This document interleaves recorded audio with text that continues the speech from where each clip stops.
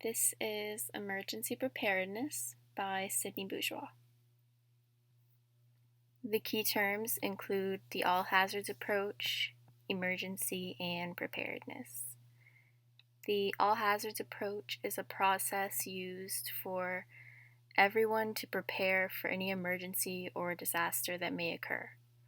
An emergency is defined as any occasion or time in which federal assistance is needed to supplement state and local efforts to save lives and protect property, public health, and safety.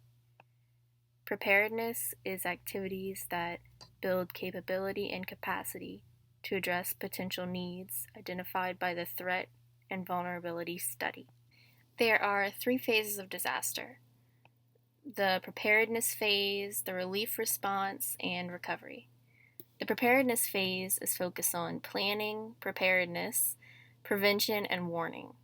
The relief response is after the impact, and it involves responding to the disaster, initiating the emergency management system, and mitigating the effects of the hazard. And the recovery phase is when they start rehabilitation and reconstruction after the disaster. This is an article that presents collaborative disaster simulation that served as clinical experience for nursing students. With the history of occurrences of life-changing disasters, members of all communities have become familiar with the devastation that can occur. The authors of this article recommend that nurse educators develop emergency management strategies to help prepare nursing students for their future role in emergencies. Safety, according to Cusin, minimizes risk of harm to patients and providers through both system effectiveness and individual performance. It examines human factors and other basic safety design principles and unsafe practices. Errors in healthcare can cause emergencies, so there needs to be open communication and organizational strategies in the healthcare facility for when an emergency occurs.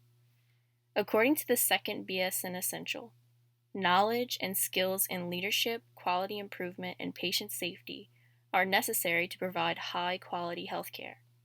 There are systems put into place in every hospital or facility in case of an emergency, in order to keep the patients, workers, and all other people in that facility safe.